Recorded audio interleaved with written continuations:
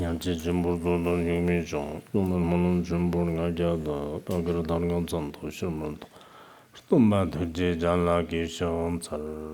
To liberate sentient beings, please generate the supreme bodhicitta before we start today's teaching. Tene cedon dambashari ti ce samjamgo yirande yidran shan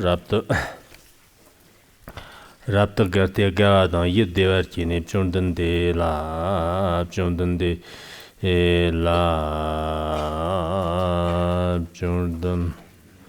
pchundan de kalavatir loksa tharmo jarata te pchundan de jivsharngane pchundan de kon rapta tajam pchundan de lander kchepka dukka chek sorto pchundan de ndar tavik sono pchundan de le thone daga ngumsar dharma ta kirde gawa tho te jilata jena pchundan de pchanchib sanwa jandag jam thong pchanchib sanwa namji maung dina san di jim chanyang tu den dar tawi chuna pchundan de la dak ma tu la de dak devjang shaba yi shig zik bandar tawal nyam zo nyam ne shindam nyang de jerwa shinda yong so dong ki lata go pchundan de dak radang rasar dang nakchut dang ganga rawa dang chandram dang shangrong wimbrang de ba la ne bi lata takbar nam chevar di ce na yang pchundan de dar tar chu ji yang la jigbaram song na pchundan de ki da chag thakba mamba mambe ngibar to na nyamdang ne ba te ta we mangdang ne de pchundan de te ang da chag non ge pchundan de ji ma non so ji bi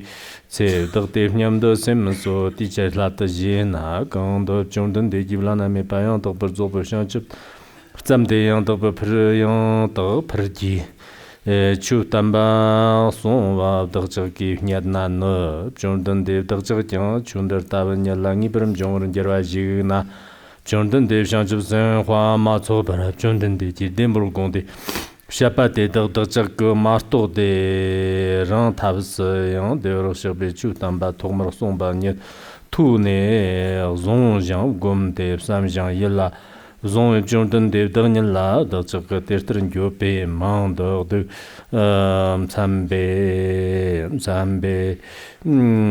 sambe varkyo pchundan de mato shongwa chuji dra nguna matu bandar tawa pchundan de le tuso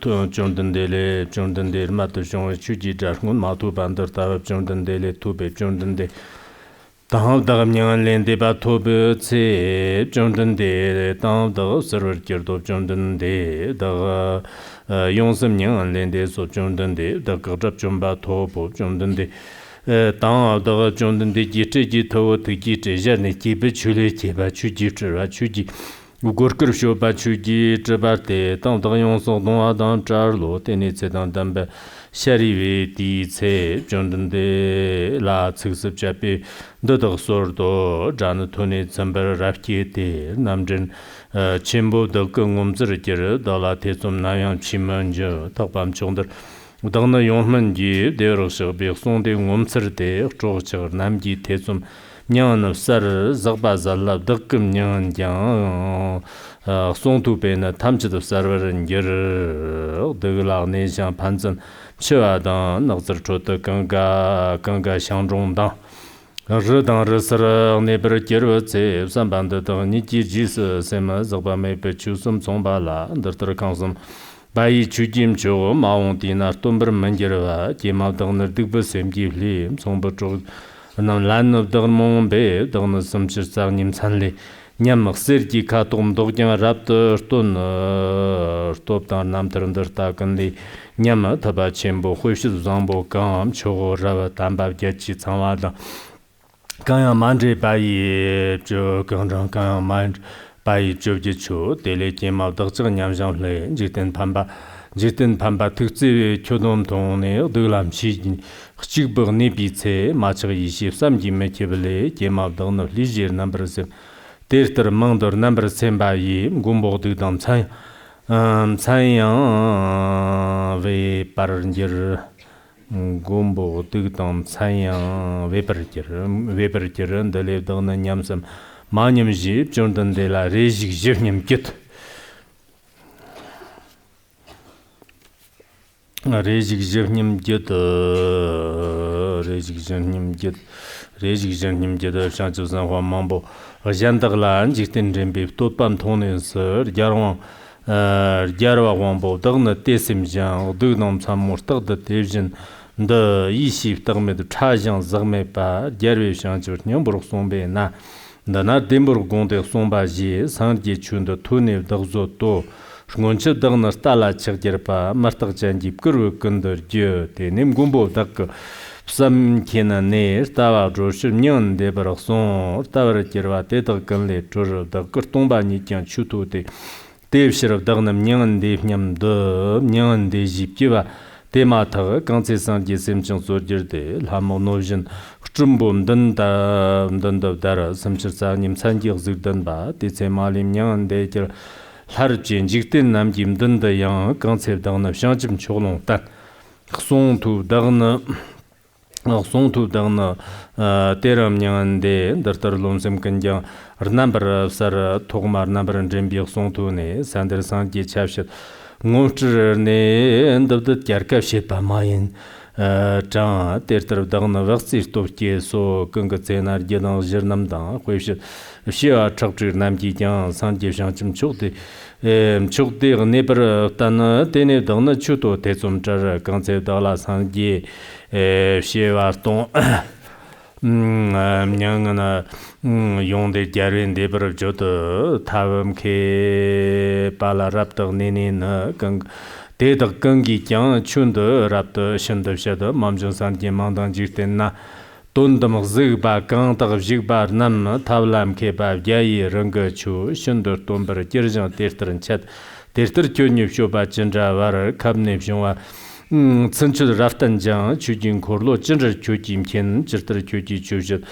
Neba Le Devin Dun Dudma Lagbaran Sar Jigtin and Jigtin Gombo Yantag Shobar Tonon the Lav the Chief Shoyer Mamchi Na Dagni Terter Semla Tezonke Kansen Jamjon Zabmor Nyamba Yi Sanjir Songo Dakarga Kiva Tena Daka Tonbakan Ne Yang Dagna Tetsum Chate Yishir Ne Harjin Jiktin Takan Dandarte Devjan Sherba Dagir Tetsum Cha Shansu Sanhua Mambo Kanzi Chang Sam Devjan Chundayang Gombar Shad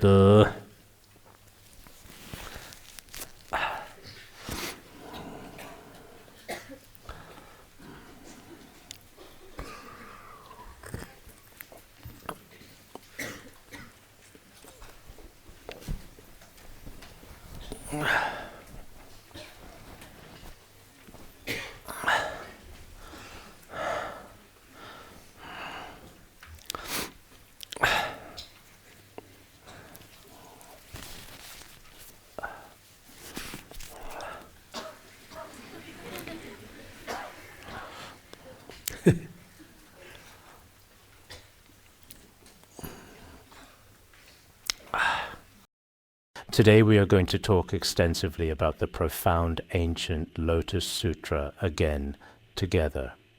Within the sacred Lotus Sutra, we have already thoroughly discussed the very first chapter, the introduction and origin chapters previously. We have also carefully covered the important second chapter, the skillful means chapter, completely before. After successfully finishing the second chapter, we will now move on to the third chapter. This subsequent third chapter also continues to thoroughly explain the fundamental principles of the skillful means chapter. The skillful means chapter meticulously uses various illustrative parables, profound meanings, and intricate causes and conditions to thoroughly expound its significant teachings. The third chapter of the Lotus Sutra mainly discusses parables, using different analogies, such as the ox cart, the deer cart, and the goat cart that appear later on in the story, as well as the profound phrase, "The three realms are truly without peace, just like a burning house," filled with all kinds of suffering, extremely frightening and terrifying. There should be more to follow. In the Lotus Sutra it is said, "In the three realms there is truly no lasting happiness to be found. It is profoundly akin to a burning house." Indeed, the entirety of these three realms is thoroughly filled with profound suffering and is, in its very essence, extremely terrifying. This fundamental truth has also been comprehensively explained earlier through various principles and teachings.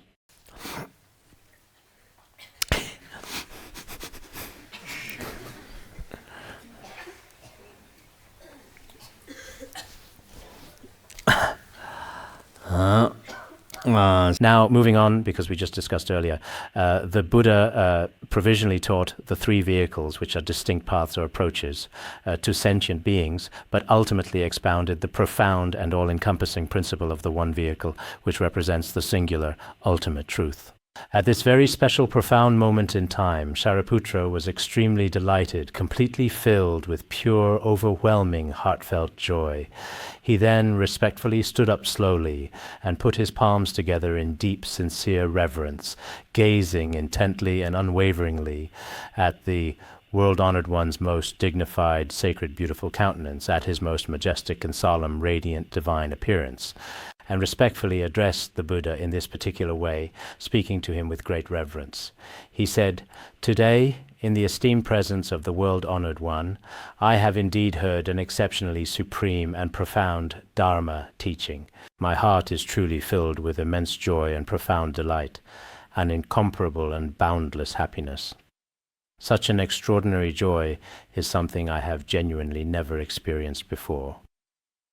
Shariputra has relied upon the Buddha for so many years already, but sometimes, whether it is a good spiritual friend or the Buddha himself, the teachings expounded include different Dharma gates. Some are of the one vehicle and some are of the three vehicles. But the Dharma gate of the one vehicle is only taught at the very end. So perhaps Shariputra, during the third turning of the Dharma wheel or the second turning, sometimes may not have received it, and sometimes he probably did. In any case, when the Dharma wheel of the Lotus Sutra was turned, Shariputra was extremely, extremely joyful at that time. Why was this the case? He said, "In the past, in front of the Buddha, I have also heard the wondrous and profound Dharma many, many times. I have basically heard all the teachings the Buddha has expounded over more than 40 years of his enlightened life. And there we often see the Buddha giving predictions and prophecies to the various bodhisattvas, indicating their future enlightenment. This revered bodhisattva is destined to become a fully enlightened Buddha in a specific world in the future. One might wonder, what was his sacred Buddhist name at that significant time, and how many devoted dependents had he successfully converted? Such profound empowerment is indeed often observed. But the general Śrāvakas, we Śrāvakas, he has never truly seen the Buddha, often praise the immeasurable and profound merits of the Arhats, or that a certain Śrāvaka will become a Buddha in a specific pure land in the distant future. Such significant and momentous things almost never happen. So at that time he was very especially saddened and very sorrowful indeed, even though at that time Shariputra had already attained the fruit of arhatship. But even as an arhat, sometimes there are still emotions that arise. Here it talks about some of Shariputra's different and varied emotions, because among the Buddha's retinue he would often praise the merits and virtues of the bodhisattvas and their profound wisdom and compassion. But when it came to Śrāvakas and Pratyekabuddhas, there were even instances in different sutras where they were reproached or to varying degrees disparaged and so on. In this particular case, as for Shariputra, since he was an arhat, practitioner of the Śrāvaka vehicle, he often felt that perhaps the Buddha was a little bit unfair or even somewhat biased, constantly praising these bodhisattvas every day. People like us might not even be truly noticed. Perhaps even among ordinary Buddhist practitioners in this world, this is also very much the case. Maybe a certain teacher pays special attention to those who are wise and capable and often values them highly. But for people like us, there may not even be hope for any accomplishment. And perhaps the teachers don't really pay attention to us either, nor do the Dharma masters necessarily care much about us and so on. It's completely normal for us ordinary human people to have such deep emotional feelings. And at that particular time, Shariputra also had such profound feelings. He was very deeply saddened indeed. He felt as if he had always somehow lost the boundless compassionate attention of the Tathagata, especially towards those of the Śrāvaka vehicle. It seemed as though there was a clear lack, a deficiency or absence in the care shown to them specifically, a significant lack of proper attention and due importance given to them. He had always consistently held this particular view. At that time, the Venerable Shariputra respectfully requested the world-honored one, humbly stating that he often stayed alone in the tranquil mountains and dense forests, and also under the sheltering branches of various trees, and, as it is said in our Tibetan language, by the tranquil riverside, next to the grand assembly hall, and so on. Sometimes he would simply sit, sometimes he would leisurely stroll or take a peaceful walk. But during these quiet times, he was often deeply thinking, whether he was in a secluded cave, or practicing in the mountains, in the dense forest, in the assembly hall, or by the flowing river. No matter whether he was walking, standing, sitting, or lying down, he was always mindful. He would often have such thoughts. When many of us ask questions, I have been troubled for many years. I've always cared about this and really wanted to ask this question, but couldn't find the opportunity. Today I want to raise this question, but in the end, the question they ask isn't really noteworthy. From our perspective, there's nothing to be troubled about. It's absolutely nothing, just a very simple and straightforward question. Many people often say, for so many years, this particular question has truly been bothering me. I think to myself, oh, it must be something very sharp and quite significant. I really need to pay close attention. Okay, please go right ahead and ask your question. I act as if I'm really focused, telling myself I must concentrate. Otherwise, I might not be able to provide an answer. But after providing an answer, oh, it's truly nothing at all. This particular question is very simple indeed. So for a very long time, Shariputra as well, and others, whether he was staying, sitting, or walking, he often thought like this. He thought, all of us, whether in the Śrāvakayana or the Bodhisattvayana, we all take refuge and receive precepts together, and in the end we all enter the nature of Dharma. Everyone listens carefully, contemplates deeply, and practices diligently together, and through consistent daily practice gradually approaches the true essential nature of Dharma wisdom. In the very end, everyone eventually realizes ultimate emptiness completely. Why does the compassionate Tathagata skillfully use the teachings of the lesser vehicle? Why does the Tathagata use the teachings of the lesser vehicle to, he thought, for people like us? Actually, it's the same as with others. We all enter this nature of Dharma. But why then does the Tathagata choose to use the lesser vehicle teachings to guide us, and not the more profound Mahayana teachings? And not using the states of emptiness, luminosity, and so on, the Mahayana teachings to guide us? Why is that exactly? For a very long time indeed, he was always deeply troubled by this difficult question, or rather, he always had this persistent nagging thought. Today, after the Buddha clearly explained it this particular way, he basically understood it. It turns out it was like, why does the Tathagata teach us the lesser vehicle? But what about someone who teaches the Mahayana to others? Perhaps some individuals also very often. For example, when listening to a master, back when I first came to the Institute, at that time, I hadn't finished the preliminary practices, and it just so happened that the precious master was giving them teachings on the practice instructions of the heart essence of the Dakinis. Those of us who hadn't finished the preliminary practices had to wait at the door all the time, and those who had completed the preliminaries, at that time there actually weren't many people. It was in the Gondola Assembly Hall. We would wait outside for a long time every time, and only after their practice class was completely over could we then go in and attend the teachings. At that particular moment, I also felt a bit emotional about it. I thought the preliminary practices should be doable, but why aren't we allowed to listen while they can? Ordinary people always have these kinds of thoughts. But later I realized, doing the preliminary practices is actually very important. Otherwise, you won't really gain any benefit yourself, because you haven't laid a solid foundation. Even if you go ahead and practice, so on one hand the faults are significant, and on the other hand you might not actually truly benefit from it at all.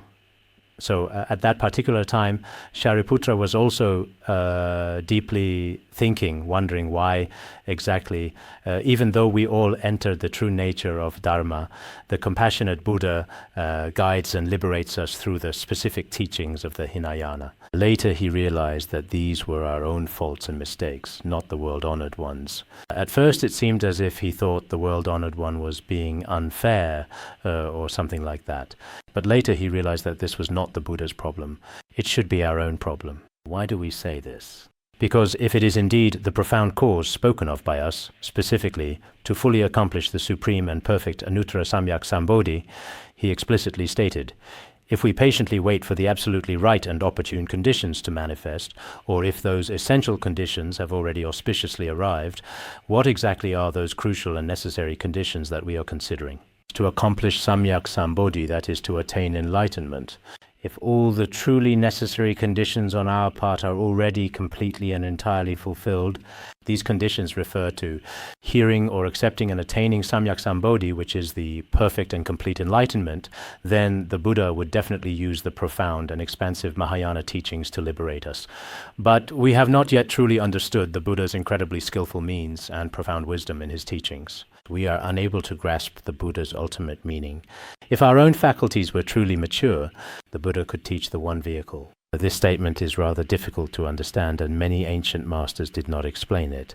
However, when we carefully compare the original Tibetan version and many different translations, it can be comprehensively understood in this particular way. If we truly can, regarding our own issues, if we can genuinely accept the cause of Buddhahood, that is, samyak sambodhi, and possess the foundation of the Mahayana, then the Buddha will certainly use Mahayana teachings to guide us. But as Śrāvakas such as ourselves, we are fundamentally and inherently unable to fully comprehend or truly grasp the profound and intricate skillful means of the Buddha. This indeed is the primary and significant reason. At the very beginning, we had already heard the Buddha's initial and fundamental teaching on dependent origination. At first we heard the Buddha's teachings of the Śrāvakayana, then we believed in and accepted them. Eventually, after contemplating, we attained the fruit of our hardship. Here, it is said that it is not the Buddha's fault, but our own. What is our mistake? It is because our own capacity is lacking. If our capacity was sufficient, the Buddha could have guided us using Mahayana methods. But because we are unable to practice the expedient methods, these swift expedient methods are beyond our reach. So for the time being currently, we can only humbly listen to the profound Śrāvakayana teachings to realize our spiritual fruition. Shariputra said respectfully to the world-honored one, "For a very long time indeed, day and night, day after day and night after night, every single day and every single night, we have constantly reproached ourselves, scolded ourselves. What have we been scolding ourselves for exactly? We have always genuinely felt this particular way." He often thought to himself, "How truly unfortunate it is that we were born among the Śrāvakas. There is no true and complete liberation for us." This kind of self-reproach has always been there. But today, having heard from the Buddha a dharma never heard before, and having received such an unprecedented teaching, only now have all of my doubts truly been completely dispelled. My body and my mind are at ease, quickly attaining a deep sense of peace and great happiness. Because for a very long time before this moment we always felt, why did the Buddha not teach us this? Or why was I unable to realize the dharma of non-self? There were many doubts in various aspects. Even upon attaining the fruit of arhatship, there were still some doubts and regrets. As for doubt and regret, in Tibetan it generally means doubt. It doesn't really mean regret in the sense of remorse. In Tibetan, doubt and regret directly refers to a sense of suspicion or a feeling of hesitation. There had always been significant doubts in this particular regard before, but today all of these previously unresolved issues have been completely and thoroughly resolved. Only today do I truly and profoundly understand that we arhats of the Śrāvakayana can also be called the Buddha's children. How are they called the Buddha's children? It is said, born from the Buddha's mouth. Because after the Buddha expounded the Dharma, when the Śrāvakas later attained fruition, the Buddha's Śrāvaka disciples are also considered mouth-born children of the Buddha. Furthermore, in terms of the Dharma, it is only after practicing the Dharma that one becomes a child of the Buddha. So it can also be said that they are transformed and born from the Dharma, then obtaining a share of the Buddha's Dharma.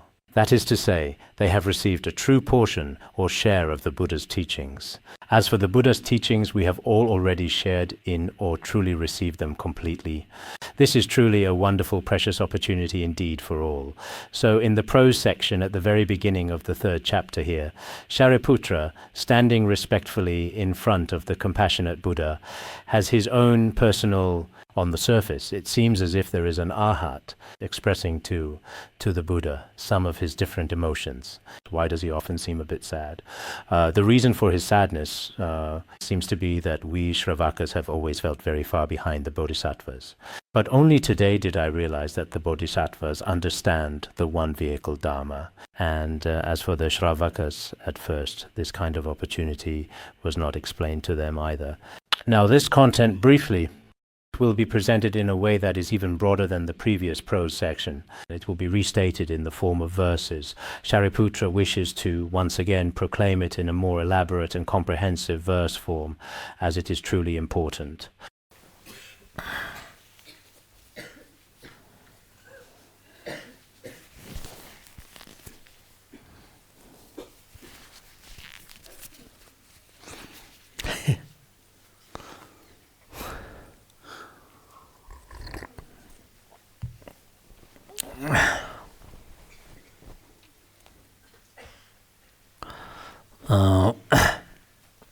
So how does he proclaim it? He says, I have heard the Buddha's truly profound and deeply insightful Dharma teachings. I have gained an unprecedented and overwhelming sense of profound joy and inner peace. I have received incomparable and truly immense spiritual benefit. Because after hearing such wise and enlightening Dharma words directly from the Buddha, all doubts have been fundamentally cut off. Every trace of doubt has been eliminated. After Shariputra listened to the Buddha's teachings, first he developed a sense of joy, and second, he eliminated his doubts.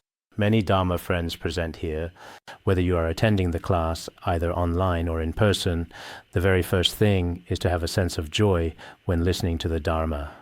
In the future, please do not feel like, oh, it's class time, I really don't want to listen, but I'll force myself to go. Or perhaps think, maybe it's better not to listen, I am so very tired. Or feel some kind of pressure when listening to the Dharma. This isn't very good. You should have a sense of joy. For example, in my case, I may not be very good in other areas, but when it comes to listening to and teaching the Dharma, no matter how tired or exhausted I am, I still feel a genuine joy, truly from the very bottom of my heart. Otherwise, as I have said before, for example, when I teach the Dharma at the Institute, if I chose not to teach, probably no one could really order me to do it. When His Holiness was still alive, I didn't dare not to teach. After His Holiness passed away, there wasn't necessarily anyone who would say anything. But I truly feel that in this lifetime, this is something that brings me great joy. Among many people in our institute, including the current Kenpos, Kenmos, and Dharma teachers, some of them are a bit reluctant and feel a bit tired.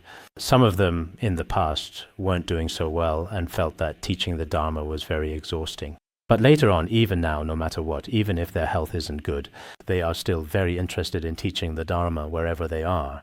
Similarly, many of our monastics and lay practitioners, some people are extremely enthusiastic about listening to the Dharma, no matter what, whether they can understand it or not, don't understand well, but they've never broken the transmission. There are also like this in our Dharma association. There are elderly people in their 70s or 80s who, for more than 10 years, have never missed a single transmission. So we should have a joyful mind toward the Dharma. Look at Shariputra. When he heard the Lotus Sutra at that time, he was filled with joy, extremely delighted. After listening to the Dharma, actually in every class we should more or less eliminate some of our doubts, wrong views and ignorance. This is definitely the case. Because what we are studying are all the teachings of the noble ones, the truly profound Vajra words of the holy and revered predecessors. So each and every one of us will greatly benefit from them. One thing is to be joyful. In the future, if you can truly and genuinely feel joy from the very bottom of your heart, then of course that's even much better. But if you truly can't feel it in your heart, then pretending to be joyful is also perfectly fine and acceptable. Some people choose to put on a brave smile, consciously pretend to be happy and content, and that approach is entirely okay and valid too. You see, it has already been explained here. He gains a truly profound and overwhelming sense of deep joy blossoming within his entire heart, filling him with pure happiness. For a very, very long time, he has consistently received the profound teachings and divine blessings of the Buddha. Not losing the Mahayana path. Look at Shariputra. For a very, very long time, he too never left. He always relied on the Buddha's teachings. So he also never lost the essential causes and conditions for the Mahayana. Some of our Dharma friends were initially very confident in the Dharma at first, but later, due to their own personal reasons, however, they began to waver. Some time ago, someone told me, I left. I asked them, why did you do that? They simply said, because of my very own personal reasons. I don't even truly know what my own reasons are. What are the reasons for this? I don't dare to ask either. Oh, it's their own personal reasons. So for some people, perhaps their own reasons are that they've broken their sacred vows, or perhaps they've developed seriously wrong views, or maybe they've lost their faith, or their health isn't good. No one really knows. This phrase can be used to explain anything. I'm leaving, I ask. Why? Because of my own personal reasons and specific circumstances, Shariputra was certainly not like this. Even for his own individual reasons, he never once lost the profound Mahayana Dharma. Because sometimes, if you leave for your own reasons, it's possible that some later transmission and some profound teachings would no longer be accessible. This kind of situation can happen. At that time, the sound of the Buddha's voice was extremely rare. It cut off all afflictions like greed, anger, and ignorance in the mind stream of sentient beings. At the same exact time, even Shariputra himself had already completely eliminated all contaminated dharmas previously. But after hearing it clearly today, he also finally resolved some deep, persistent doubts, mental afflictions, and inner suffering. Generally, arhats do not experience real suffering. But because they still have some habitual tendencies, due to these deeply ingrained habitual tendencies, we can certainly put it this way, actually, after truly hearing the profound Dharma, even for an arhat, it is still helpful and beneficial. For example, Shariputra also benefited from hearing the Dharma in front of the Buddha. So some of our Dharma teachers and some lay practitioners, after listening for a few years, may feel like they don't want to listen anymore, or they think they are already satisfied, that they have already mastered the teachings. Actually, this is not very good either. In our lifetime, the saying, live and learn, is very important. This is very important. Moreover, with the Tathagata's profound compassionate Dharma teachings, no matter what kind of sentient being hears it clearly today, they should all naturally feel great pure joy and lasting happiness. The Samadhi of Mindfulness of the Buddha Sutra profoundly states, the Tathagata speaks with a singular, resonant voice, and even in worlds as incredibly numerous as the countless sands of the Ganges River, all sentient beings universally delight in hearing its profound wisdom.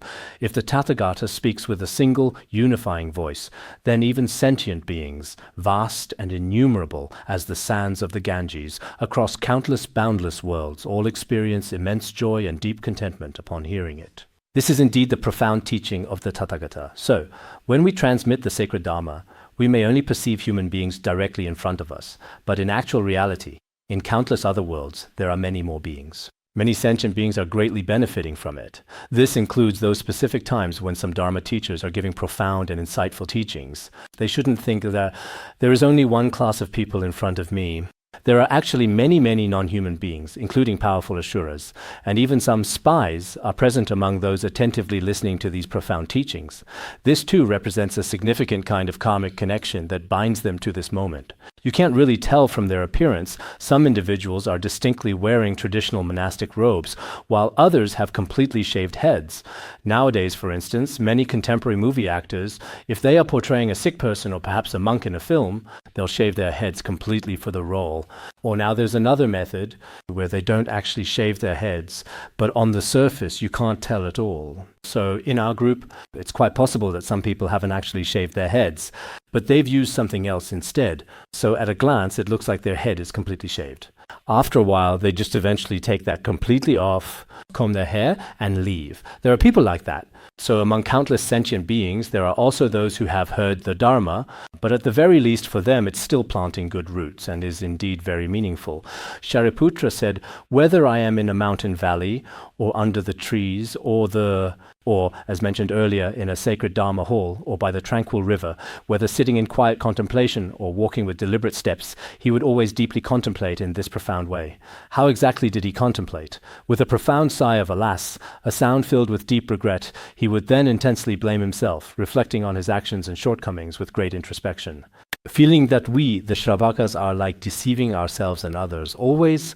As previously mentioned, we are truly unable to save sentient beings, and when compared to the great bodhisattvas, we often seem especially inadequate and quite inferior. Indeed, our limitations are clear. He said, we, these children of the Buddha, although we have also truly entered the path of the undefiled Dharma, but we are unable to proclaim the unsurpassed and ultimate path to all sentient beings in the future. So, as Shariputra, he also deeply felt that compared to the exalted state of the bodhisattvas, there is still a certain gap Some people might perhaps think, Shariputra was originally foremost in wisdom. Maudgalyayana was indeed foremost in supernatural powers. And there was also Kaustila, who was truly foremost in unobstructed understanding. Why then does he blame himself so very much? Why is he like this? In fact, this significant question is also thoroughly addressed in the revered Mahaparinirvana Sutra. Within the sacred Mahaparinirvana Sutra, there is a prominent bodhisattva named Kashyapa who stated, "In different sutras you have said that the Śrāvakas do not attain the four unobstructed knowledges. If they have not attained the four unobstructed knowledges, then the Arat I just mentioned is foremost in the four unobstructed knowledges, Maudgalyayana is foremost in supernatural powers, and Shariputra is foremost in wisdom." So why is it precisely said in this particular way? At that specific time, the Buddha then told this venerable bodhisattva. Actually, there are differences here as well. For example, we say that the Ganges River has immeasurable water, and the mighty Sindhu River, a significant waterway, also possesses an immeasurable abundance of water. There is also the Vaksu River. Vaksu is indeed also the name of a prominent river in India, and it too holds an immeasurable quantity of water. Furthermore, there are many other rivers throughout the region, all of which similarly have an immeasurable supply of water. And the Great Ocean also truly has immeasurable water, but although we say they all have immeasurable water, in fact, when compared to the vast Great Ocean, even though each river has immeasurable water, there is actually a certain difference when compared to the ocean. So the Buddha said, when I say that some of the wisdom of the Śrāvakas is immeasurable, it is actually in reference to many different people. It does not mean that it is exactly the same as that of the Buddhas and Bodhisattvas. So here, even the Venerable Shariputra is truly unable to fully expound the profound and unsurpassed path, which is indeed remarkable and deeply significant. Everyone should also understand this point. Even though he is foremost in wisdom, so sometimes some Dharma teachers in the exoteric tradition, they might say, or within a particular lineage. For example, certain Dharma teachers in Theravada or Mahayana Buddhism may not necessarily be able to explain the highest practices of Vajrayana very well. They may not be able to explain them very well. In the same exact way, some respected Dharma teachers in traditional Tibetan Buddhism communities may also not always be able to explain other different religious traditions very well or accurately. Each lineage has its own unique pith instructions. Of course, those with wisdom can fully comprehend different teachings and different lineages as well. They are entirely capable of understanding them. There is indeed a certain and notable difference in this particular regard. Next, it is explicitly stated that because Shariputra, a prominent disciple, always felt and perceived that originally they thought there was no difference between themselves and the Buddha, but in reality there is a difference between them and the Buddha. The Buddha possesses the 32 golden marks, the 10 powers, and the 8 liberations, which are not attained through the common Dharma alone. Originally, it was believed that the Śrāvakas and the Buddha were the same, but within the common Dharma, the Śrāvakas seem not to possess such golden physical characteristics. The Buddha possesses 80 excellent and truly remarkable secondary marks, along with 18 unique and profound qualities. However, as for these kinds of extraordinary and inherent qualities, we Śrāvakas, unfortunately, have all completely lost them, including the 32 major marks and the 80 secondary marks, the 18 unique qualities, the 10 powers, and so on. None of these unique qualities of the Buddha do we possess. As clearly stated in the sacred ancient text, Forest of Pearls from the Dharma Garden, just as infinite space has no bounds whatsoever, so too are the Buddha's divine transcendent qualities, completely limitless forevermore. The Buddha's perfect physical characteristics are truly immeasurable and absolutely boundless throughout all eternity. Indeed, the enlightened Buddha possesses a radiant, luminous body and golden, magnificent, sublime celestial appearance. No one else can compare at all. This is a real existent fact. In the Vinaya Sutra, it is mentioned that at that time Devadatta and King Virudaka had a rather close relationship. Later, King Virudaka became a good disciple of the Buddha. But in the very beginning, he was together with Devadatta, his cousin. At that time, King Virudaka said, "You should truly become a great Buddha, just like the revered Shakyamuni Buddha. If you become a Buddha, as the king, I will serve and respect you wholeheartedly." Then Devadatta replied confidently, "All right then, I will be the enlightened Buddha and you will be the powerful king. But there is one important thing. I seem to fall quite short compared to the actual Buddha. The Buddha's sacred body is perfectly golden. My body isn't golden. What should I do to address this issue?" King Virudaka, after a moment of consideration, said, "That's true. You should find a way." Later, Devadatta said, "I have a practical and effective solution. I'll find a skilled and reputable goldsmith to coat me in a layer of gold." So, in his earnest quest, he sought out a very famous and highly skilled goldsmith. He then carefully asked him, "Is there indeed a possible way to make my entire body golden, just like the revered Buddhas?" The wise goldsmith considered this for a moment and then replied, "There is certainly a way, but I must warn you, it will be a bit painful to endure." Devadatta replied confidently, "No problem at all. I can certainly endure it completely." Later on, that skilled goldsmith took Devadatta's entire body, first carefully applied burning hot oil to his whole body, and then thoroughly covered him with precious fine gold powder. The excruciating pain became utterly unbearable for him, and he screamed out in agonizing torment. A compassionate monk came looking specifically for Devadatta and anxiously asked where he was. The people gathered around said, "Devadatta is currently in the intricate process of meticulously dyeing his entire body gold." Outside, he clearly heard Devadatta's loud cries of pain. He felt very much sorrow for him. Later on, it seemed that, on the surface, it was similar to how we get tattoos nowadays. It seems that Devadatta also got a tattoo once. When he first saw the sacred thousand-spoked wheel mark on the Buddha's holy foot, he desperately tried to get one too somehow. He really wanted it very badly indeed, but it didn't turn out very well at all whatsoever. It was just exactly like how some risky cosmetic surgeries nowadays don't go well, unfortunately. Devadatta's medical procedure was also a kind of cosmetic surgery, and his cosmetic surgery in terms of its color, texture, and other aesthetic aspects had some noticeable differences. Speaking of the Buddha's merits, his golden-colored body, that's why nowadays most Buddha statues, unless they're actually like some very ancient Buddha statues, some very old ones, for example, some bronze statues, apart from those, most are painted a brilliant shimmering gold.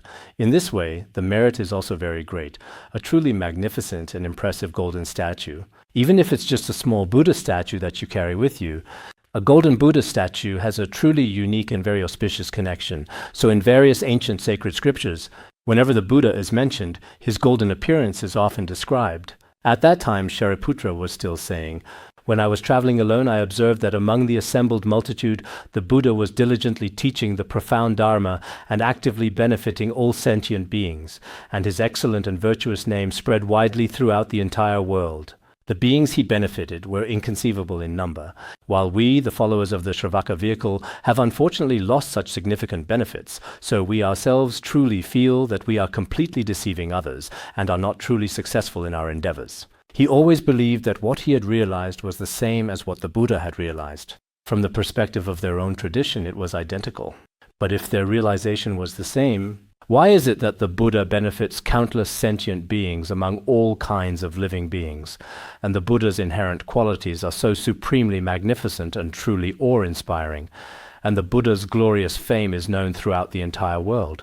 So sometimes when it comes to spiritual teachers, there is still a certain difference between those with bodhicitta and those without bodhicitta. There is indeed a distinction. Of course, in our world today, some fame may just be empty reputation, gained through self-promotion and advertising, and in this way many people simply come to know about them.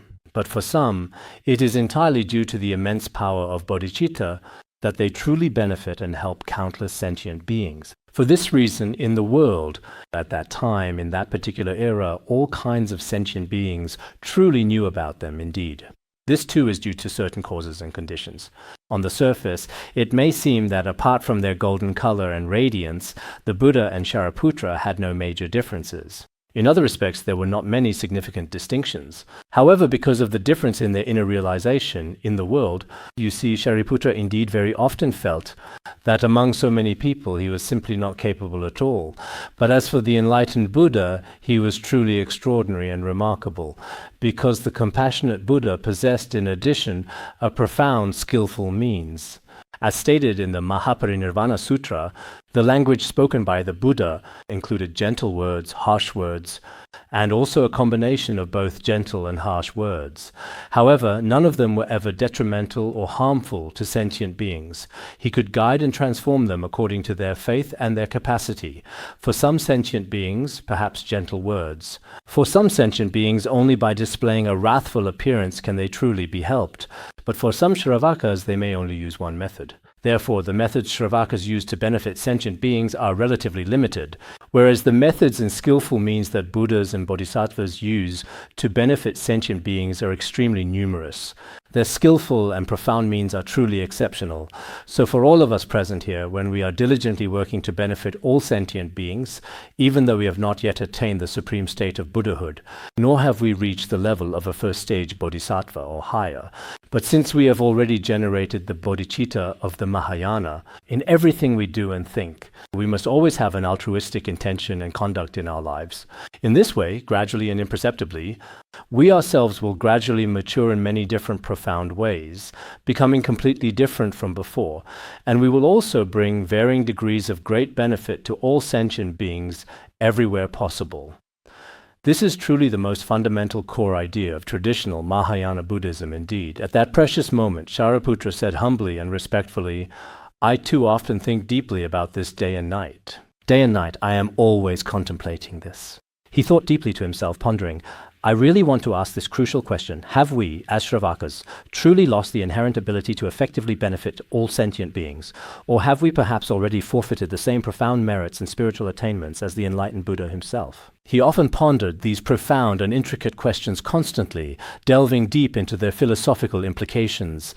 He also frequently and attentively saw the Blessed One praising the virtuous and meritorious actions of many enlightened bodhisattvas, observing their compassionate deeds with keen interest. Day and night he would often deeply reflect upon such significant matters and considerations. We all know that in various and diverse sutras, the Buddha consistently and profoundly praises the noble and compassionate aspiration of the bodhisattvas. In the Venerable Sutra of Wise and Foolish, a significant and ancient Buddhist scripture, we also discuss and learn about someone called, in the Tibetan language, Negamo, a notable individual, which vividly tells the poignant story of a truly impoverished woman offering a humble lamp. At the dead of night, when a powerful arhat diligently tried to blow it out, he simply could not extinguish it. Then the enlightened Buddha calmly said, "You Śrāvakas, with your current understanding, simply cannot put it out." This is a truly sacred, blessed lamp sustained by pure bodhicitta. It's called Negamo. What is it actually called in classical Tibetan language exactly? It's in the ancient Sutra of Wise and Foolish text somewhere, right? I've been looking over at the women's side all this entire time continuously. So, the women here often bring it up repeatedly and consistently. It seems like the men have completely forgotten about it entirely nowadays. It's not that I particularly prefer looking this way intentionally, but somehow I keep finding myself, I've kind of gradually lost confidence in this particular side recently. Because in the distant past, when carefully reciting complex treatises, the women did a bit better overall. But now it seems that's definitely not the case anymore, unfortunately. As I just mentioned, the Buddha often praised and commended bodhisattvas for such truly remarkable and meritorious things. Next, it clearly states, "Now I have already heard the Buddha's sacred voice, and I have already received the profound Dharma doors, skillfully taught by the Buddha himself. I have attained these undefiled merits, these truly inconceivable merits, which are beyond ordinary comprehension. And I have also enabled sentient beings to move toward realization." Here, regarding the place of enlightenment, it's the same. Because at that time, Shariputra had already heard the Buddha's voice, and the Buddha's provisional teachings of the three vehicles and the ultimate teaching of the one vehicle. As an arhat, his own spiritual state and accumulated merits were profoundly different from what they had been before. Moreover, he enabled many sentient beings to attain realization by relying on the Lotus Sutra and the teachings the Buddha expounded at that time. Then Shariputra said, "I myself once clung to deeply held wrong views and became a Brahmin teacher." Shariputra himself, prior to his enlightenment, used to diligently study various non-Buddhist teachings. He then said, "After the world-honored one fully understood my mind and my past adherence to these beliefs. And he pulled me out from my deeply ingrained wrong views and meticulously taught me the profound Dharma of nirvana, the ultimate Dharma of tranquility." Shariputra himself, as is widely known, had previously studied and engaged with various non-Buddhist teachings and philosophical systems. He was already very famous at the age of 8. His wisdom was extremely sharp. Moreover, he also truly possessed very great compassion and pure conduct. Later on, it also seems, due to karmic connections from past lives, he and Maudgalyayana were also good friends. They were very close friends, having been together since their childhood. Later one day they saw the venerable monk Ashvajit. At that particular time, Ashvajit's conduct was very serene, in complete accordance with the Dharma and truly refined. Seeing his behavior was already very captivating and truly remarkable. Unlike some of our lay practitioners and some monastics when they walk and so on, it's as if they're being chased by wolves from behind, moving with a sense of urgency and haste. They walk like that, and even when they speak, it's the same. It's clear they've never studied the precepts. At a glance, you can tell this person has never studied the precepts. This person has never received any education in Buddhist precepts.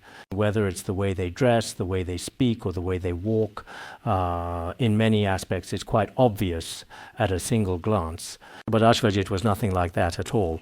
His conduct was remarkably calm and composed. At that time, Shariputra respectfully inquired of him, "Whose esteemed disciple are you?" When they saw his behavior, they really wanted to follow his teacher. He replied, My esteemed teacher is the Venerable Shakyamuni Buddha. Then they respectfully asked, "What profound dharma did the enlightened Shakyamuni Buddha teach you?" Indeed, all phenomena arise from specific causes and conditions. Similarly, all phenomena cease due to those very causes and conditions. The intricate causes and conditions of their arising and their ceasing, this is precisely what the great Shramana truly teaches. There are various different translations and interpretations of this. He then proceeded to recite this significant verse. After he had finished saying this, Shariputra, who was present at that time, some historical accounts state that 200 individuals, while others say 100 people, all successfully attained the first fruit. This one single sentence had an immediate and truly profound effect on him. He then said, "I absolutely must meet your teacher." This sentence was spoken especially well. Later, the Venerable Ashvajit led the esteemed Shariputra, and it appears that the Venerable Maudgalyayana was also present, to meet the enlightened Buddha together. Afterwards, they both attained the profound state of being foremost in wisdom within the Buddhist tradition. So, when one is truly relying upon a spiritual teacher, it is of utmost importance to choose wisely. Nowadays, many people wonder what a certain guru is like, what their past life was like, and whether they have any supernatural powers now, and they start to observe these things. But in this case, there was nothing like that. Shariputra asked him, "Who is your teacher? What dharma does your teacher teach?" The dharma itself is what's important. There was no mention of what the teacher's family was like, whether the teacher releases animals or goes on alms rounds, or anything else about the teacher. Nowadays, when many of us choose a teacher, it is important to consider their qualifications. We care about what the teacher looks like, whether the teacher treats you well in daily life. Nowadays, many lay practitioners in Han regions are also influenced by Tibetan Buddhism. Some are actually quite good and follow the Dharma properly in terms of their conduct and practice in various aspects. But some are not only detrimental to Buddhism, they can't even properly manage their own worldly and personal matters like their family life, their personal life, or their professional work. This is something we frequently see in the current degenerate age, whether it's so-called spiritual gurus or so-called false teachers. These are some of the significant and detrimental effects they bring about. So as Buddhists, if we don't truly and earnestly observe the precepts and practice diligently, it is indeed quite difficult. Whether it was Shariputra or the truly great masters and virtuous ones of the past who were revered, every time they sought the Dharma and in searching for a qualified teacher, it was never like this. We also quoted this yesterday, didn't we? The Mahavaipulya Mahasamgata Sutra says, if one is far from a good teacher and does not hear pure Dharma in the cycle of birth and death, one will be bound by various fetters. This statement is very important. If you do not properly rely on a good teacher and do not properly listen to the Buddha's teachings, then all sorts of behaviors, all kinds of external actions will also inevitably bring about significant negative consequences for the guru. I have heard a considerable amount about this particular issue recently. Some so-called gurus are traveling to the Han regions and engaging in a wide variety of activities. Furthermore, many lay practitioners unfortunately do not fully understand the authentic Dharma. Such unqualified gurus and unqualified disciples have caused many negative influences on the Dharma, and there are many cases like this. But as for what I truly want to say here, I'm not entirely sure if it's completely appropriate, so I'll keep it strictly confidential for now. I really want to say it openly, and it would be good for everyone to know. Perhaps when the time is exactly right in the future, the important secret will be fully revealed. Next, it is said that Shariputra mentioned he used to study ancient Brahmanism. But later, because the Buddha understood his mind, He taught him the dharma of dependent origination. He was thus completely freed from his previously held wrong views. Finally, the Buddha taught him the dharma of the tranquil nirvana. Shariputra said that after he had eliminated all these wrong views, he attained the fruit of arhatship through realizing emptiness. By realizing emptiness, he attained the fruit of arhatship. From that moment on, he profoundly believed he had already attained the ultimate and most profound spiritual fruition. But today, upon attentively hearing the Buddha meticulously expound the profound and all-encompassing Lotus Sutra, a teaching of immense wisdom and compassion, he realized that what he had truly realized within the Hinayana, the lesser vehicle, was not the ultimate extinction, nor was it the true extinction. Therefore, if in the future he can truly... Didn't the Buddha already give a prediction earlier, as mentioned yesterday? He said, just as the Buddha predicted, he himself has confidence that he will become a Buddha. Endowed with the 32 major marks and 80 minor characteristics, at that time humans, devas, yakshas, as well as dragons, celestial beings, the 8 classes of heavenly and dragon beings, and so on, all of these will certainly show him reverence. He will eventually attain the true, everlasting nirvana, the perfect Buddhahood state. At that precious time, he will have achieved the ultimate spiritual fruition completely. Mipham Rinpoche also discusses this profound topic extensively in the famous Lamp of Certainty treatise. Generally, after attaining the sacred arhat fruit, one is eventually given a profound prophecy. After receiving this significant prophecy, they then emerge from their deep meditative absorption and are ready to continue their spiritual journey. And after coming out of meditation, they begin to enter the Bodhisattva path, eventually attaining Buddhahood. There are indeed cases like this that exist as well. Although the arhat is indeed considered the highest state within the Śrāvakayana, in Mahayana Buddhism, which is a prominent and widely practiced branch of Buddhist thought, it is generally not considered the ultimate or highest spiritual attainment. Once long ago, a very curious young news reporter quite respectfully asked the wise venerable Elder Master Ben Huan during a formal public television interview session, "Why are there no arhat statues in your esteemed temple, only bodhisattva images?" Elder Master Ben Huan thoughtfully replied to the inquiring reporter, "Because arhats do not actively save sentient beings. They are primarily self-liberators, seeking only their own personal liberation. They do not actively help or rescue other sentient beings from suffering." So he said that in his own temple there are absolutely no arhat statues anywhere. Then the reporter curiously asked, "In that case, what if the arhats have strong objections?" He boldly replied, "If they have objections, I also have serious objections to the arhats. If there are any real arhats, you can bring them directly to see me. I want to criticize them and ask, why don't you save sentient beings?" He said, "Among the 11 temples I have built, none of them have arhat statues. They all have bodhisattva statues." The elder master spoke with a sense of humor. But in fact, when we make our own solemn and heartfelt vows, including when we deeply aspire to be reborn in the Pure Land, a sacred realm of ultimate purity and profound joy, if I just want to happily go to the Pure Land and simply enjoy endless bliss and spiritual contentment every single day, this particular aspiration is actually quite similar to the fundamental aspiration of the arhats, who seek their own individual liberation and ultimate peace. If we truly wish to make a solemn vow to be reborn in the Pure Land, our ultimate and profound goal should still be to save all sentient beings. Only in this way can our aspiration be considered truly correct. Otherwise, even though we talk about renunciation and seeking liberation from the cycle of birth and death, this is just the first step, and it is indeed very important. But relying on this alone, just as it is truly stated in the 3 principal aspects of the path, it is still not enough. Furthermore, we must also be guided by bodhicitta. Shariputra, for example, originally studied non-Buddhist teachings. He firmly believed that the highest state of his own spiritual practice was correct, but later, when he encountered the profound teachings of the Buddha, he realized that it was not actually the ultimate nirvana, nor the highest attainment. There were even higher states to be achieved. He said that the Buddha, in front of the assembly, declared that even we arhats have the opportunity to become Buddhas. After hearing such teachings, I eliminated all my doubts. He said, "I believe." Shariputra was someone of sharp faculties. That is precisely why he possessed an unwavering and profound faith in the sacred words and timeless teachings of the Buddha. But for us ordinary people, even if the Buddha tells you that you will become a Buddha or attain realization in the future, we may not be able to completely eliminate our doubts. Of course, it's okay if we can't get rid of our doubts for the time being. After all, we are just ordinary people If even arhats have so many doubts, then for us ordinary people it's even more so. Therefore, at this moment, when he first heard what the Buddha profoundly said, when he initially heard the profound teachings of the Lotus Sutra, Shariputra was extremely surprised and felt very afraid at that particular time. He pondered deeply to himself, wondering how there could possibly be such an ultimate and profound teaching of emptiness as the singular one vehicle. Could it be that a demon king is pretending to be the Buddha, appearing before me to disturb my mind? At first, when emptiness was mentioned, he found it a bit hard to accept. He was very surprised, trembling with fear. He thought, why are such words about emptiness being spoken today? Is it a demon king manifesting to cause trouble? He was truly afraid.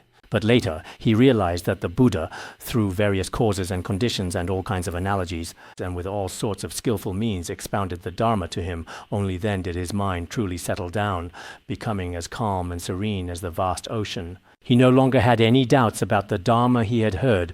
All doubts were dispelled. So sometimes we can't distinguish between demons and Buddhas.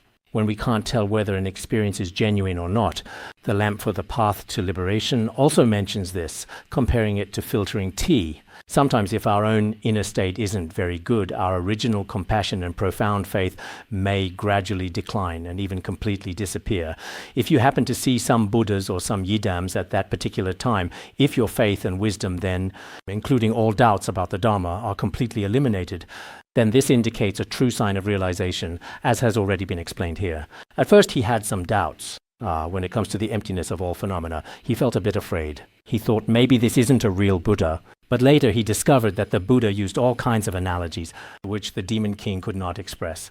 If you can dispel the doubts within your own mind, this is something the demon king cannot do. So when your own compassion and wisdom keep increasing, it shows you faith. Therefore, sometimes during our practice, it might not be convenient for some people to ask others whether they are practicing correctly or incorrectly. Are the things you see and hear real or fake? It's actually better not to tell others about it. Nowadays, some Buddhists especially like to talk about it. Last night I had a dream about, or during the day I had a vision of this or that. If you tell others about these experiences, actually this is really quite a superficial thing indeed. In Buddhist practice, having such signs and experiences is nothing special. There's really no need to keep telling others about them. Some are quite good, while some are certainly not. We have discussed this topic a few days ago, haven't we? Next it says, the Buddha said that the Buddhas of the past, countless and boundless Buddhas, have already entered nirvana. But they all abide in skillful means and have all taught the profound methods of skillful means. The countless Buddhas of the past, those who have come before us, have all expounded the methods of skillful means. The same holds true for the present and the future. Countless Buddhas, they also consistently use skillful means to guide all sentient beings towards enlightenment and liberation. And what exactly do they teach? It is precisely this Dharma. The Buddhas of the present and future, and you, Shakyamuni Buddha, the world-honored one, from the very moment you were born to when you completely renounced the household life, as well as practicing austerities, attaining realization, achieving enlightenment, and turning the wheel of Dharma. All of these are also skillful and profound manifestations shown to us sentient beings. So no matter what, everyone teaches the Dharma through skillful means. This is very important. Look, the Buddhas of the past, present and future, all of them, all rely on skillful means to liberate sentient beings. Shakyamuni Buddha, too, in the history of humankind, all the experiences he went through from birth to final nirvana were also skillful means manifested before us sentient beings. Of course, what he ultimately revealed to us was the one vehicle Dharma. What the world-honored one taught is, in fact, true and real. As for Marapapian and his kind, they are simply and utterly powerless. So, the Venerable Shariputra fully understands that all these phenomena are not something that Marapapian could possibly manipulate or effectively accomplish in any way whatsoever. Therefore, it was merely that he himself fell into a state of doubt. This is indeed the work of Mara. What he truly means is, a significant doubt arose, wondering whether it was actually created by Mara. This is entirely his own personal issue. The true Mara, however, is utterly powerless in this situation. He simply does not possess the inherent ability or the necessary means to accomplish what was previously done, or even attempt to replicate it. So he said very clearly then, I absolutely know this is definitely not the actual true case here at all. Yes, this important topic has already been thoroughly explained quite well before today. Skillful speech, skillful means. This profound teaching is extremely important in daily Buddhist practice. Finally, he said, "Today I have truly heard the gentle and compassionate words of the Buddha, and they have deeply resonated within me. They sound very pleasing and are always gladly and warmly received by everyone." Actually, in our very own language, some words, when heard, can truly be very sad or harsh to the ear indeed, or they can make everyone feel quite uncomfortable deep inside their very being. Even if someone is very eloquent and articulate, in the end, it can truly make many people. For example, in some speeches, when certain things are said, their words might offend a lot of people. This also happens. But some people's words make everyone feel comfortable and happy when they hear them. Such gentle and soft language, this kind of language, and the content is extremely profound and incredibly subtle. Subtle words that are truly pleasing to the ear. In Tibetan, they are beautifully described as melodious, but here they are also something that our ordinary discriminating mind simply cannot fully fathom. They are especially profound and also exceptionally exquisite. They expound such pure and profound dharma. Shariputra said, I am extremely delighted. My heart is filled with great joy. When we hear these words of the Buddha, everyone present here is actually very fortunate as well. That's how I feel about it. Although we didn't have the chance to hear them directly in the presence of the Buddha, nor did we hear them directly in front of Shariputra and Maudgalyayana, these teachings have been passed down from generation to generation all the way to today. Today, we are reciting the Buddha's sacred words together once again. Just now, I also recited them for everyone in the Tibetan language. When I recite in Tibetan, I also sincerely hope that even in our institute, some don't place much importance on the transmission. Just now, when I came up, many people are quite busy with work, while for others it seems that their work could actually wait patiently and be handled appropriately after the scheduled class session. But they absolutely insist on doing it during class time, which is quite inconvenient. We really should, as much as possible, deeply value the sacred transmission and the profound dharma when we are fortunate enough to receive it, understanding its immense significance. Many things can be prepared well in advance. Within an hour, all the things that need to be handled and done are to be completed. If there really is no way to avoid it, then it's okay to do it. It's the same for lay practitioners outside. If you look at our lay practitioners now, at the beginning, during our half-hour recitation, maybe around 70% of people will actually show up, while 30% don't come at all. Then when I recite the oral transmission, about 10% of people regularly don't come. But when it truly comes time for the Dharma teaching, basically everyone, without exception, shows up. I've also noticed your particular attitude. Of course, perhaps you are especially busy, and that is understandable. But I also take this matter very seriously indeed, quite. At most, within an hour and a half, including the recitation and the oral transmission, we basically finish everything. In this situation, I hope everyone will pay attention to the rules for listening to the Dharma. In our Words of My Perfect Teacher, we talk about the rules for listening to the Dharma. Sometimes it's true that work, motivation, and certain matters keep us especially busy, and there's no way to avoid it. At such times, we try our best to find a solution, but sometimes we actually can. For example, if there are exactly 10 people, then 5 of them can certainly go to work. Or if there are 2 people, 1 person can go to work, and then you can take turns with the other person. The Dharma should be taken very seriously. Don't use any excuse to insist on doing something else during class or distractions, especially things that don't actually need to be done at that time, but you insist on doing them during the teaching. This isn't very good indeed, actually. That's how I see it. Personally, I deeply feel that in this incredibly short and precious life, especially while we are truly alive and experiencing the world, to encounter the profound Dharma text of the Lotus Sutra is an immense blessing. I feel extremely joyful and think I am truly blessed. These are truly very sincere words. There is absolutely no pretense or anything else involved in this. There's really no genuine need for that, and we certainly don't need to act in such a way among ourselves. It's perfectly fine if you choose to listen, and it's also perfectly fine if you choose not to listen. That day, when we were discussing the Lotus Sutra, there were various opinions from some people at the time. Among those, some people had listened to my teachings for a long time in front of me, but a few individuals came forward and started to criticize me. At the time, I could also tell that some people were people who had previously invited me to give talks at their place. But later, because some of their intentions were not truly academic or related to the Dharma, but rather had some commercial motives, I didn't go in the end, and perhaps they were unhappy about it. So this time they came out and started to speak up. We have basically seen through these people. We know that these people are just putting on an act. So in a society like this, we can also indeed see that what kind of people some individuals really are, under what circumstances and what kind of things they will say. We are aware of this as well. But regardless of what others do, I personally don't care. What matters most to me is that everyone gains real benefit. The Dharma of the Lotus Sutra is so extraordinary. The benefit each person receives may not always be visible to our eyes, nor always audible to our ears, and our hearts may not fully comprehend all the merits. But gradually, its profound power begins to manifest itself in our daily lives, or indeed in our future lives yet to come. The spiritual seeds we diligently plant in this present life can truly blossom and bear abundant fruit in numerous other lifetimes. This profound understanding is our ultimate long-term goal. As we just discussed here today, the Buddha's compassionate words are so gentle, profound, subtle, and pure that everyone should always give rise to a truly joyful heart. We should frequently pray to the Buddha with sincere devotion and gratitude, and through listening and contemplation, all our doubts have already been dispelled. We can all truly abide in the true and eternal wisdom of the Buddha. In fact, this is precisely the experience that Śrāvaka himself had at that very moment.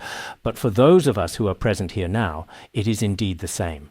Because after truly hearing the Buddha's inconceivable wisdom and his subtle, profound words, one Dharma friend said the other day, "I especially enjoy listening to teachings."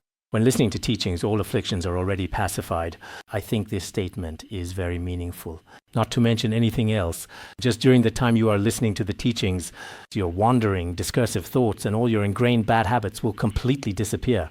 This is also something truly very meaningful and significant. Therefore, we should also give rise to a truly joyful heart, and we should often abide in the state of profound wisdom.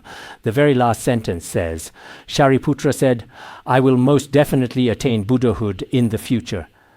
When I become a Buddha, all humans and celestial beings will show me great respect and reverence, and I will turn the unsurpassed wondrous Dharma wheel, and also teach and guide countless boundless bodhisattvas."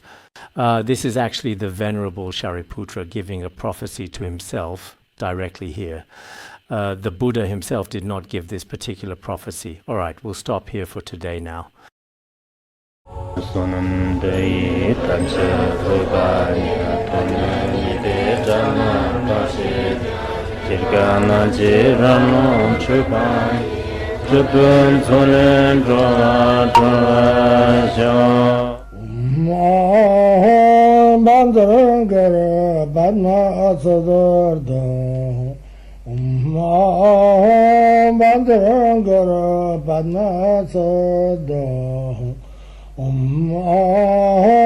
Bandara Bandara